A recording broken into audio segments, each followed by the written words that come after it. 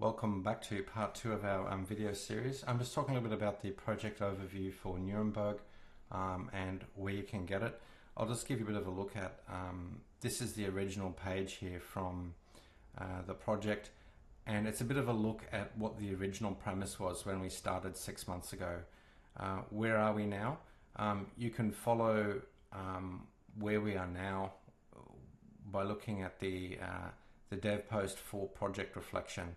And in this one, I go into a fair bit of detail about how the scope has stayed the same and where it has changed. One of the big overhauls that we did was changing from ASCII, which was the original scope of the project, to full OpenGL. It's allowed us to do a lot of nice things, which is great, but it's also meant that the graphics have become a rather big deal. So let's have a look at it. This was I'm just going to talk about the developer settings for starters. As I explained, this is a custom engine we're using this primarily with Python because of the sheer speed at which we can develop things and get it done. And if we need to, we can go use things like Python or write some C++ DLLs, or we can use Rust or whatever else for the parts that we need. But so far that we didn't have to do that.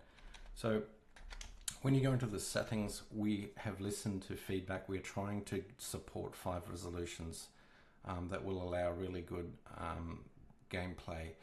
This is actually quite hard because, well, we need to, because one of the things that will support the Steam resolution that we want if people want to play it on mobile, and so we really do want to get that right. So when you do change, it will switch over. We also have got text personalization, where you can make the text larger or smaller so that it is actually easy enough to read, because I know people it's really bugged people when they can't do that in an RPG, and I know it annoys me. So we've gone and set that up. The language is currently English. I wouldn't mind supporting more. My main interests are doing German. For commercial reasons, there are other ones that we might consider down the track, but let's just get this sorted.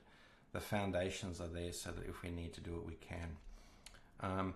We'll talk about the music controls. Yes, you can sort of adjust what you need and how you want it done.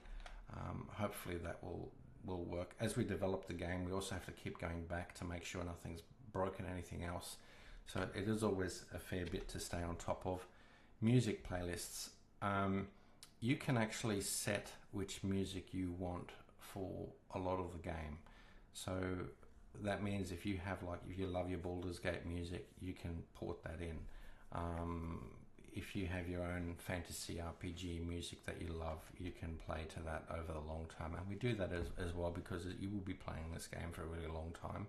It's not designed to be a game that you'll just have over in a couple of minutes or hours, or it has one campaign and you're done.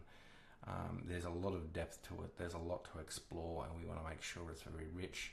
And as we keep developing it, it'll keep going further in that direction.